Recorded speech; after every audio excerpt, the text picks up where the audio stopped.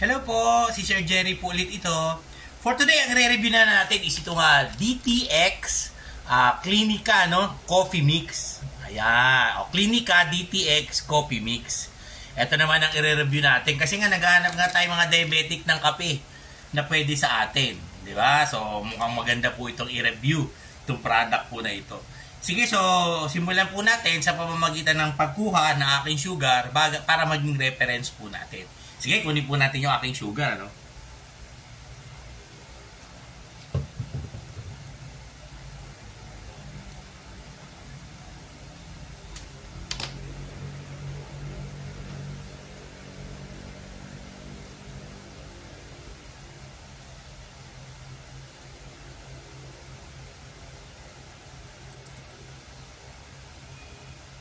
Ayan, Ang aking pong sugar ngayon is 126.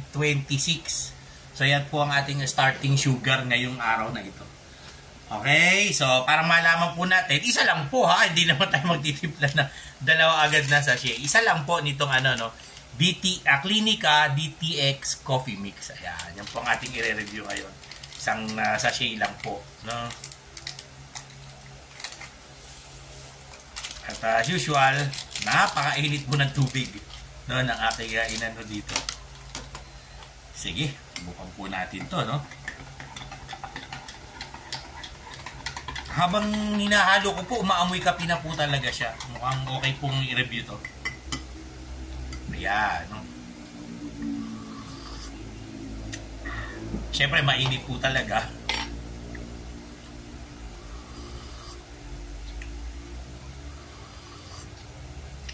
So, lasang kape po pero hindi naman po siya matamis, hindi rin naman po siya matabang. Parang soft mild coffee lang po ang lasa niya. O herbal coffee ang lasa po niya. Sige, ubusin ko lang po ito. Balik po tayo after 1 hour para ma-check po ulit natin yung aking sugar. Okay, so habang naghihintay po tayo, baka gusto nyo pong may mabubuting puso po dyan na mag-donate po sa atin, ating glucose strips, tsaka lancet na magagamit po natin sa ating review. O kaya baka meron po kayong i-request na review. Tumatanggap po tayo ng donations to ating GCash sa 0967-190-0407. Ang name po natin is Jerry Ivan Gallardo. Doon lang po sa mga gustong mag-donate po para sa ating ikasasucess ng ating review channel dito po sa YouTube. Okay, yan po yung ating GCash number.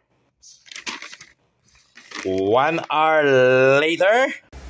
Okay, so lumipas na po yung 1 hour, After po nating uminom nitong Clinica DTX Coffee Mix. Okay, so tingnan po natin yung naging epekto nito sa ating sugar, Checkin po natin ngayon yung aking sugar.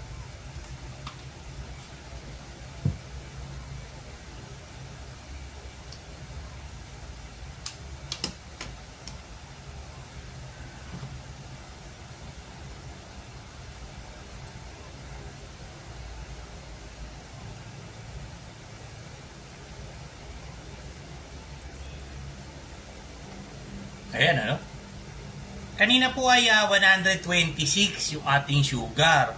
Ngayon naman po ay na 133.